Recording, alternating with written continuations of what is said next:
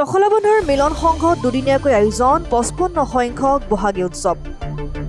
পুৱাই পতাকা উত্তোলন কৰা সংঘৰ স্থায়ী সভাপতি দেৱেন কোঁৱৰৰ বহাগী উৎসৱ অনুষ্ঠানত নিশা সদৌ অসম ভিত্তিত বিহুৱতী আৰু দলীয় বিহুৰ প্ৰতিযোগিতা আৰম্ভ হোৱাৰ লগতে 15 বহাগ অৰ্থাৎ 28 এপ্ৰিল তাৰিখে নিশা সাংস্কৃতিক সন্ধিয়াৰ মুখ্য আকৰ্ষণ অসমৰ জনপ্ৰিয় কণ্ঠশিল্পী ময়ূৰী দত্ত আৰু সৌৰভ ৰাজৰ গীতৰ শৰাই আগবঢ়াব বুলি আয়োজক সমিতিৰ সভাপতি দেৱেন কোঁৱৰে মন্তব্য প্ৰকাশ কৰে।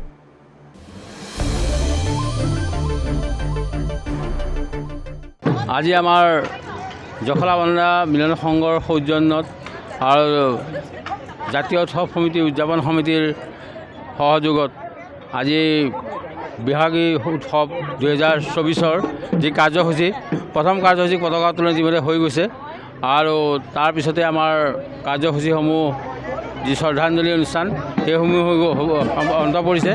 আমাৰ দুদিনীয়া কাৰ্যসূচী কিছু সময়ৰ পিছতে অন্যান্য প্ৰতিযোগিতাসমূহ আৰম্ভ হ'ব। সন্ধিয়ালৈ এই থলীতে আমাৰ সদৌ অসম ভিত্তিত বিহুৱতী প্ৰতিযোগিতা আৰু দলীয় বিহু প্ৰতিযোগিতা হ'ব আৰু অহা 28 তাৰিখ দেওবাৰে আমাৰ শিল্পীসকলৰ আমন্ত্ৰিত শিল্পীসকলে অনুষ্ঠান পৰিৱেশন হ'ব। এই অনুষ্ঠানভাগ আমাৰ যি মিলন সংঘৰ আজি প্ৰায় শতবৰ্ষ জুৰি চলি আছে। তাৰ আমি লিখিতভাৱে যিখিনি পাইছোঁ তাৰমানে আমাৰ 52 বছৰ অধিক হৈছে। এইখিনি সময়ত আমাৰ নিৰৱচ্ছিন্নভাৱে যি বিহুভাগ পাতি আহিছিলোঁ মিলন সংঘৰ বিভিন্ন ঘাট প্ৰকৃতিৰ দিনতে এই অনুষ্ঠানভাগ পাতি অহা হৈছিলে।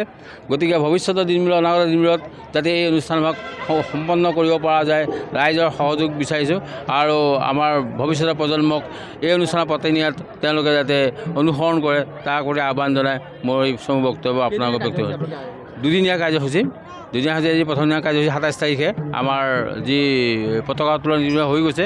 সন্ধিয়ালৈ আমাৰ দিনত আমাৰ বিভিন্ন প্ৰতিযোগিতা আছে, মৌ কুঁৱৰী প্ৰতিযোগিতা, বিহুৱতী প্ৰতিযোগিতা, এইখিনি সৰু সৰু ল'ৰা ছোৱালীৰ ভিতৰত স্থানীয় ভিত্তিক পতা হৈছে আৰু ৰাতিলৈ আমাৰ সদৌ অসম ভিত্তিত বিহু দলীয় আৰু এককভাৱে বিহুৱতী প্ৰতিযোগিতা সম্পন্ন হ'ব।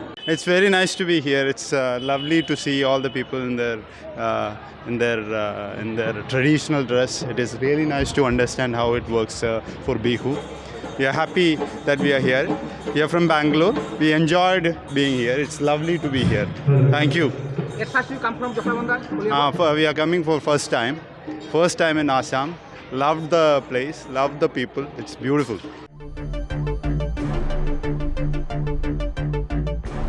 কলিয়াবৰৰ পৰা মিলি মহন্তৰ ৰিপৰ্ট ডেমক্ৰেটিক আছাম।